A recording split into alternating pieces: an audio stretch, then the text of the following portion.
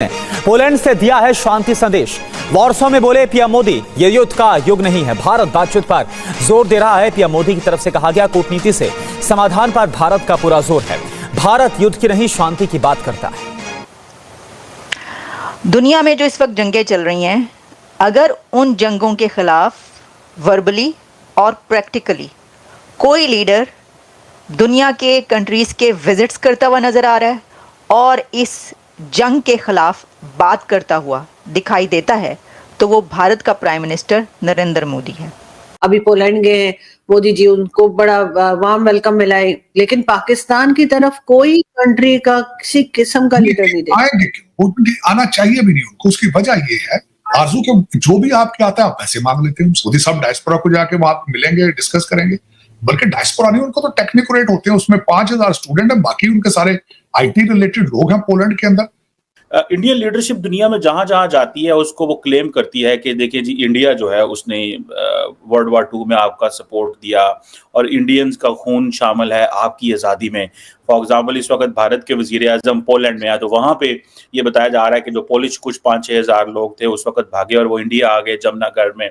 Prime minister barriers break कर रहे हैं और दुनिया का एक लीडर इस वक्त नज़र आ रहा है जो पूरी दुनिया का विजिट कर रहा है और मैसेज उसका है पीस, ह्यूमैनिटी, कंपैशन का।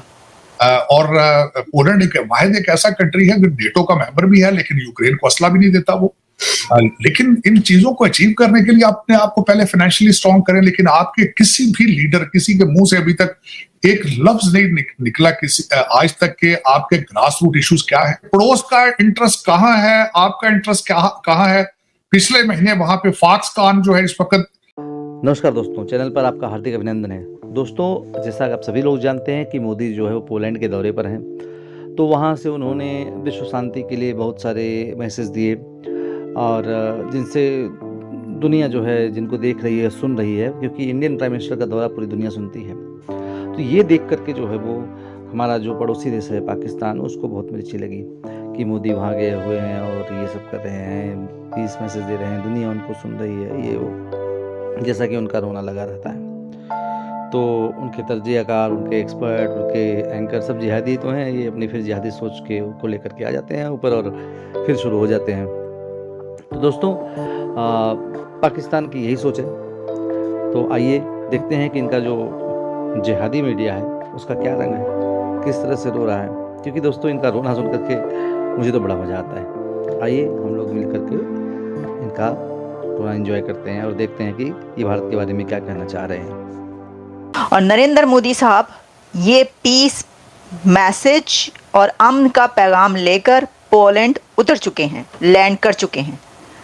और पोलैंड वार्सा में उन्होंने वहाँ पर ऐसी यादगारें, मेमोरियल्स, राजा साहब का जो है महाराजा, वो भी आपको अभी बताते हैं। बहुत पुराना कनेक्शन है, इंडिया और पोलैंड की हिस्ट्री लिंक्ड है एक दूसरे के साथ, रिलेशन बहुत पुराना है, बहुत ज़बरदस्त है। तो वहाँ पर वो गए, ट्रिब्यूट पेश किया। लेकिन देखें, जो अहम बात है वो ये है जो मैंने बात की कि क्या भारत के प्राइम मिनिस्टर को आप समझते हैं कि कोई पीस प्राइज़ मिलने वाला है? या देखें, ये बात तो वैसे तो अक्सर ही की जाती थी ना कि नोबेल पीस प्राइज़ जो है वो मिलना चाहिए। कई दफ़ा हमने ये बात सुनी, इंडियंस ने भी ये बात की मीडिया पर, सोशल मीडिया पर। लेकिन उन्होंने तो वाकई में प्रैक्टिकली ये कैंपेन एक स्टार्ट की जो की है जंग के ख़िलाफ़। जैसे कि वो इससे पहले रशिया गए और रशिया में भी मोदी साहब ने प्रेसिडेंट पुतिन जो थे उनके सामने क्या कहा, उन्होंने कहा कि ये जंग, बच्चे जब मरते हैं तो वो फिर अच्छा नहीं लगता, दुख होता है।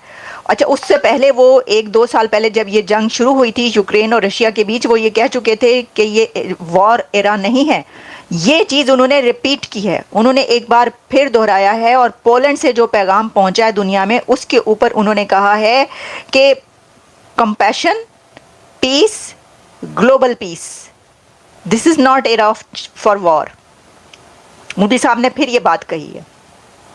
आपके सामने ज़रा इस हिस्टोरिकल विजिट की डिटेल रखते हैं। अभी तो उन्होंने यूक्रेन पहुंचना है चंद घंटों के बाद। अभी तो वो पोलैंड में हैं। पोलैंड और इंडिया का जो रिलेशन है, जैसा मैंने आपको कहा कि बहुत पुराना है, हिस्टोरिकल रिलेशंस हैं ये, और इसके अंदर 45 इयर्स में ये पहले कोई प्राइम मिनिस्टर इंडिया के पोलैंड पहुंचे हैं। मुझे तो हैरानी है कि जो इनके हिस्टोरिकल रिलेशन है, जो लिंक है दोनों कंट्रीज़ का, तो अभी तक कोई वहाँ पर क्यों नहीं गया था।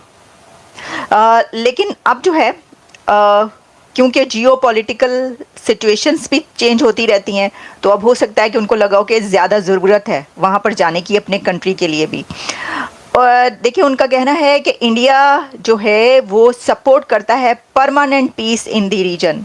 कि सिर्फ जो हिंदू और सिख जो सोल्जर्स हैं उनकी ज्यादातर वो बात करता है, जो मुसलमान सोल्जर्स थे उस शेयर्ड हिस्ट्री से उनका कहीं पे कोई जिक्र कभी नहीं आया। और पाकिस्तान को तो मैंने कभी बात करते भी नहीं देखा हुआ इस हवाले से कि पाकिस्तान की लीडरशिप ने दुनिया के किसी मुल्क से कभी इस तरह कनेक्शन जोड़ने की कोशिश भी नहीं की कि हाँ जी ये बंदा, हाँ बरतानिया के साथ थोड़ा बहुत हम करते हैं, कुछ एक दो जगह हैं पाकिस्तानी कुछ लोग हैं जिनके बरतानिया में उनके नाम से कुछ सड़क है या कुछ इस तरह, बाकी कुछ खास कभी सुनने को नहीं आया है। आप क्या देखते हैं ये जो नया ट्रेंड इंडिया ने शुरू किया है कि पूरी दुनिया में जो वर्ल्ड वार II के हवाले से जो इंडिया की जो कंट्रीब्यूशन थी, जो शेयर्ड कंट्रीब्यूशन थी, आपको लगता है कि इंडिया इसको सिंगल हैंडेडली सारे का क्रेडिट लेना चाहता है और बाकी ममालिक जो है they can't take a credit या they can't tell those countries? इसको कैसे आप सर फ्रेम करेंगे इस बात को?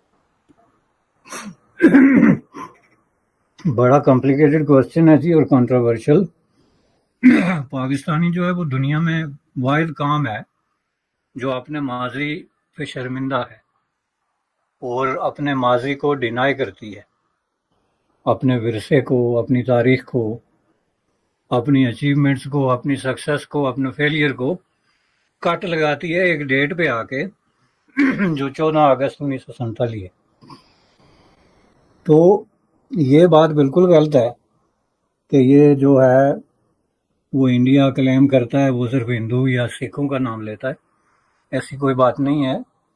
मेरे नोटिस में ये कभी नहीं आया। वो अगर बात करते हैं तो इंडियंस की करते हैं कि इस फ्रंट पे इंडियन लोग जो हैं, हिंदुस्तानी लोग जो है वो मारे गए। अब इसमें 2-3 चीज़ें जो है ना वो बड़ी इंपॉर्टेंट हैं। पहली बात ये जनाब के आप जो है एक वक्त में केक खा भी लें और उसको रख भी लें, ये ऐसा कोई तरीका दुनिया में आज तक ईजाद नहीं हुआ, अनलेस के आपने अपनी प्लेट में कोई जाली केक रखा हो तसव्वुराती किस्म का। अब या आप अपने आप को तस्लीम करें कि आप आज से 70 साल पहले इंडियन थे और आपकी जो एक्टिविटीज़ थी, आपके जो कामकाज थे, आपकी जो अचीवमेंट्स थी, फेलियर्स थे, वो भी इंडियन के तौर पे थे, यानी उसमें आप इंडियननेस को अपने अंदर सबसे पहले तस्लीम करेंगे, तो फिर आप अपनी लेगेसी या अपनी कोई विरसा है तो उसके पीछे कोई क्लेम करेंगे। अब हकीकत बिल्कुल आपने दुरुस्त पॉइंट आउट की है। दूसरी जंग अजीम में बहुत बड़ी तादाद में जो है जो लोग गए शहीद हुए, उसमें बहुत बड़ी तादाद में जो है वो मुसलमान भी शामिल थे। खुद मेरे अपने फैमिली जो है, मेरे दादा और उनके भाई दोनों, वो जो है साउथ ईस्ट एशिया की इसमें हांगकांग और सिंगापुर वगैरह में। दोस्तों, पाकिस्तानियों को सुनकर हंसी आती है। कहाँ से आते हैं ऐसे लोग? ऐसा लगता है ये लोग हमारे गोले के नहीं हैं, किसी और गोले से आए हैं। कितने तेजस्वी हैं ये लोग। आप सभी हंसते रहिए और पाकिस्तानी कॉमेडी का मज़ा लेते रहिए और चैनल को सब्सक्राइब करना और शेयर करना ना भूलें। धन्यवाद।